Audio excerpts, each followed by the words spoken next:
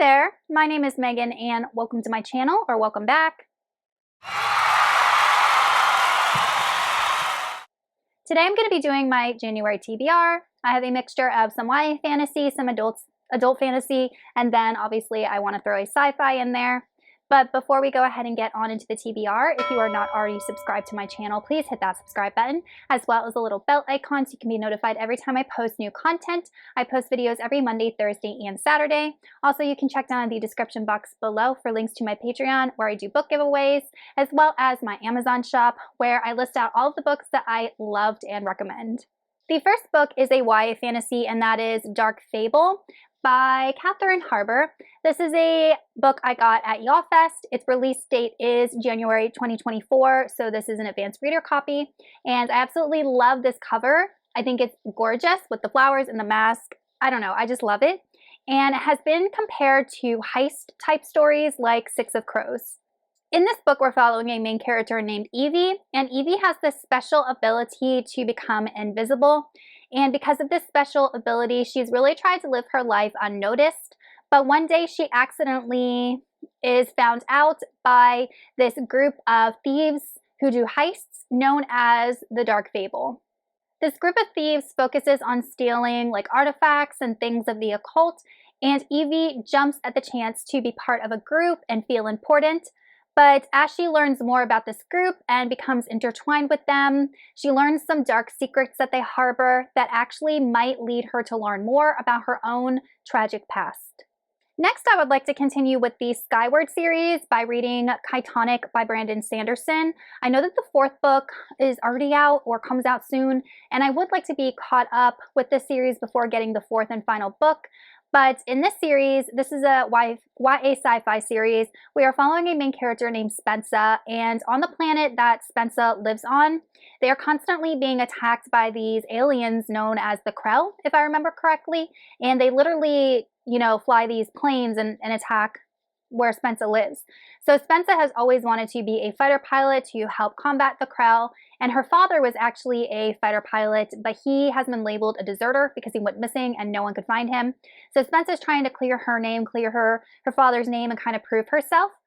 But what we actually learn in Starflight is there's a lot more going on than what was originally introduced in Skyward, and we got way more expansion of the world in book 2 and way more understanding of the truth. So I'm just excited to continue with the series.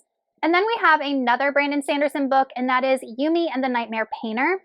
This is his Secret Project 3, and I really wanted to read all of his secret projects in 2023, and I read Trust of the Emerald Sea, and I also read The Sunlit Man. I do have reviews for both of those, so I'll link them up in the cards for you guys. But this is actually the one that piqued my interest the most, and it's absolutely just gorgeous. And I think it's got Asian-inspired lore or mythology wrapped into this book. But I don't really know too much about this plot, believe it or not. It follows a main character known as Yumi. And Yumi comes from a world of Zen and peace and gardens and flowers. While Painter comes from a world of perpetual darkness, technology, and nightmares. One day their lives become inexplicably intertwined, and they have to work together to combat a common antagonist, and defeating this antagonist could help save both of their worlds. That is all I know about this book. The synopsis is incredibly vague, but I have really, liked the secret projects I've read so far. You guys know I love Sanderson, so I'm sure that this one will not disappoint.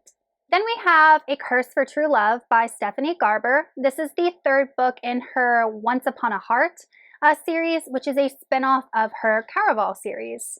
I do have reviews for the Caraval series as well as the first 2 books in this series, so I will link those up in the cards for y'all if you want to check them out.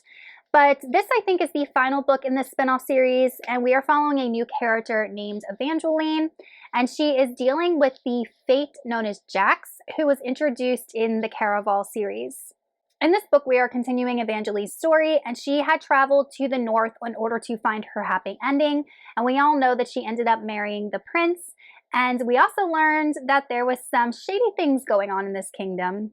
In order to protect these secrets at all costs, the prince, Evangeline's husband, makes it a goal to kill Jax the Fate, who has kind of orchestrated this whole thing. And we've also learned that Evangeline has these magical abilities that are very coveted by the people of the North. And we also learned that there are these magical archways that I don't yet know the entire function of them, but they can be used for good or bad. So I'm excited to delve back into this world of whimsy and magic and fairy tales and finally wrap up this series. And finally, we have The Mountain and the Sea by Ray Naylor. This is an adult standalone sci-fi from my understanding. And in this book, we are following a doctor named Han Nugent, and she is going to study these octopuses that have been discovered in like a really remote part of the world. And it is said that they have superhuman intelligence. And this doctor has, studied octopuses and marine biology and all of that her entire life. So she jumps on the chance to go interact with these octopuses and see if it's actually true that they are harboring human-like intelligence. Once Han Nugent understands that this new species does in fact exist, she realizes that they might be in danger because there are a lot of entities on our world that definitely would like to exploit this type of intelligence or this type of species and develop it into a weapon. So Han Nugent really has to help protect these species as well as learn how it is a breakthrough into understanding human evolution. Okay, you guys, that is it for my January TBR. Hopefully I can get to all 5 books.